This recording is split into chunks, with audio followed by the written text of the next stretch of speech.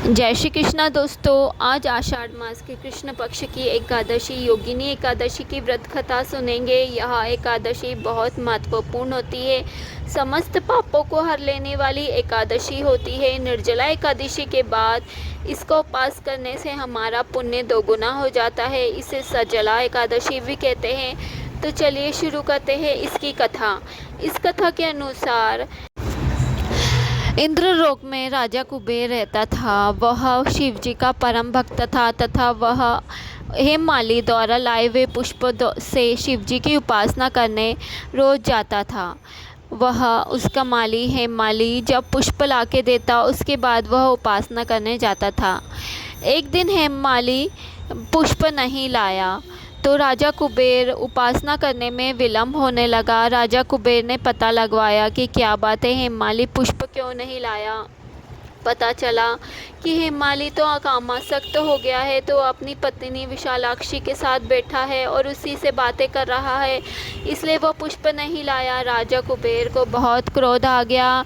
उन्होंने सोचा कि शिव भक्ति से ज़्यादा महत्वपूर्ण तुम्हारे लिए कामासक्ति है। उसने उस हेममाली को शाप दे दिया कि हेममाली, तुम कामासक्त हुए हो, तुमने मुझे पूजा के लिए पुष्प नहीं ला के दिए हैं, तो मैं तुम्हें शाप देता हूँ कि तुम कोढ़ी हो जाओगे और तुम्हें अपनी पत्नी से वियोग सहना पड़ेगा। जैसा ही ये शाप लगा वैसे ही हेममाली पृथ्वी पे जा गिरा और बहुत असह्य पीड़ा सहन करने लगा। कुछ वर्षों तक असह्य पीड़ा सहन करने के बाद भटकते वह मार्कंडेय मुनि के आश्रम में जा पहुंचा। वहां उन्होंने मुनि को अपनी सारी बात बताई। मुनि ने उन्हें कहा कि तुम योगिनी एकादशी का उपास करो। इस उपास को करने से तुम्हारा कुष्ठ रोग खत्म हो जाएगा, तुम स्वस्थ हो जाओगे और तुम्हारा श्राप भी खत्म हो जाएंगे, तुम्हारे सारे पाप खत्म हो जाएंगे।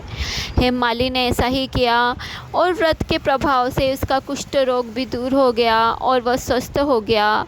हे एकादशी माता, हे लक्ष्मी नारायण भगवान, हे राधा कृष्ण जी, जैसे आपने सबके कष्ट हरे, हमारे भी हरना, सबको पापों से दूर करना। जय है एकादशी माता की जय। हे दोस्तों, अगर आपको मेरी कहानी अच्छी लगी हो तो मेरे चैनल को सब्सक्राइब कीजिएगा, लाइक कीजिएगा। Thank you.